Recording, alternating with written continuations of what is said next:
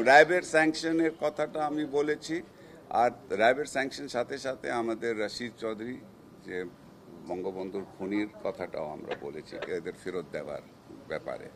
তো সেখানে সে বলছে কি এই দুটোই ইস্যু, র্যাব স্যাংশনও এবং খুনিটাকে ফেরত আনার ইস্যুটা তাদের জাস্টিস ডিপার্টমেন্টে এটা আছে। বলছে এখানে কিন্তু আমাদের জাস্টিস ডিপার্টমেন্ট আমাদের হোয়াইট হাউস আর স্টেট ডিপার্টমেন্ট থেকে কিন্তু ইন্ডিপেন্ডেন্ট, বলছে ওরা স্বাধীনভাবে কাজ করে জাস্টিস ডিপার্টমেন্ট।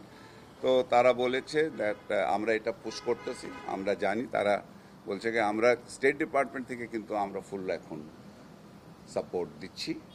আমরা মনে করি যে এটা ওটা তো আপনি মনে আছে যে ডোনাল্ড লু যখন গতবারই এসছিল ইলেকশনের আগে, সে কিন্তু বাংলাদেশে প্রশংসা করেছিল যে র্যাবের কিন্তু অনেক উন্নতি হয়েছে, সেটা তো সে পাবলিকলি আপনাদেরকে গতবারই বলেছে। তো স্টেট ডিপার্টমেন্টের কথাটা হলো কি আমরা কিন্তু আমাদের তরফ থেকে আমাদের জাস্টিস ডিপার্টমেন্টকে বলছি কি হ্যাঁ এটা উন্নতি হয়ে গেছে, এখন তোমাদেরকে এই স্যাংশনটা তুলে দেওয়া উচিত। বলছে হোয়াইট হাউস থেকেও বলা হচ্ছে, কিন্তু আমাদের একটা প্রসেস আছে, আমাদের জাস্টিস ডিপার্টমেন্টের একটা প্রসেস আছে, সে প্রসেসের মাধ্যমে কাজ চলছে।